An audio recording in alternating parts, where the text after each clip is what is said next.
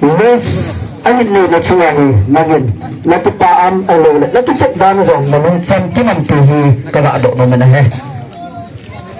Yo wazo tiền thế là sự tình là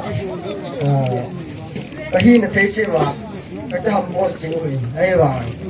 giờ coi nhìn cái dòng tập quần cái lùng nào vang chính vệ sẽ quay là mình chim lô nó do lên chịu hâm ai lô nó cái chất ban hâm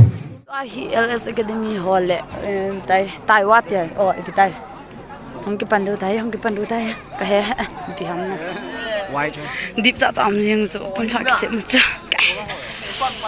Let's come on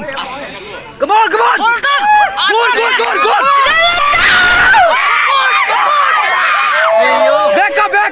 up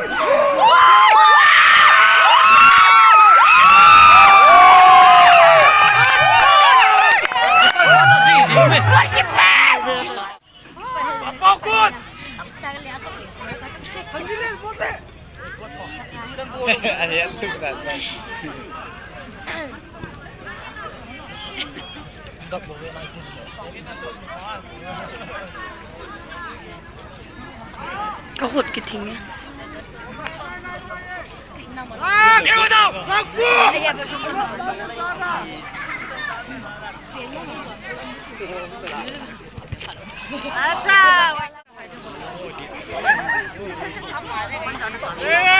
again goal run good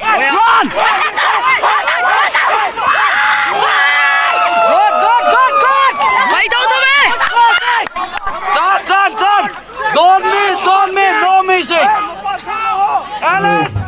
number 17 to độ mà neo chết cái gạo đi nó mình đây tuy nhiên là training Luz anh này là chuyện gì mà nhìn là cái ba anh ở lối là cái chất ban rồi mà mình xem cái năm từ gì cái gạo độ nó mình đây Yo wazo tiền thế là sự tình là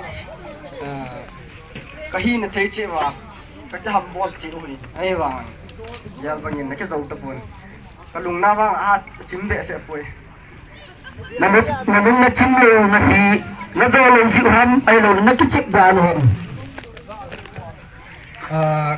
cái do đồ gì vậy cái ba ông thôi thôi áp an tiếng rong lệ lọt hình này tiếng ấy thì khâu nó lên tại committee làm cái